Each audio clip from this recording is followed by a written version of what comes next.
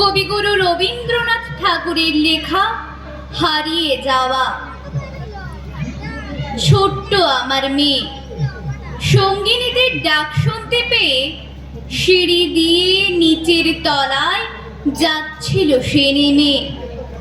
অন্ধকারে ভয়ে ভয়ে থেমে থেমে হাতে ছিল প্রদীপখানি, আঁচল দিয়ে আড়াল করে চলছিল সাবধানে।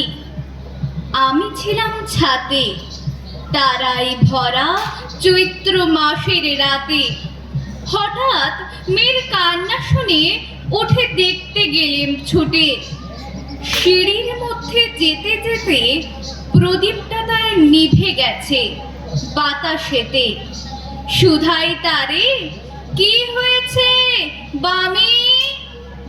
সে কেঁদে কয় নিচে থেকে, হারিয়ে গেছি আমি। তারাই ভরা চৈত্র মাসের রাতে ফিরে গিয়ে ছাতে মনে হলো আকাশ পানে চেয়ে আমার বামির মতোই যেন অমনিকে এক মেয়ে। নীলাম্বরের আঁচল খানি ঘিরে দীপশিখাটি বাঁচিয়ে একা চলছে ধীরে ধীরে।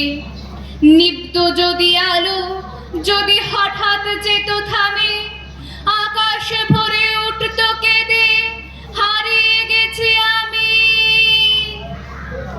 নমস্কার।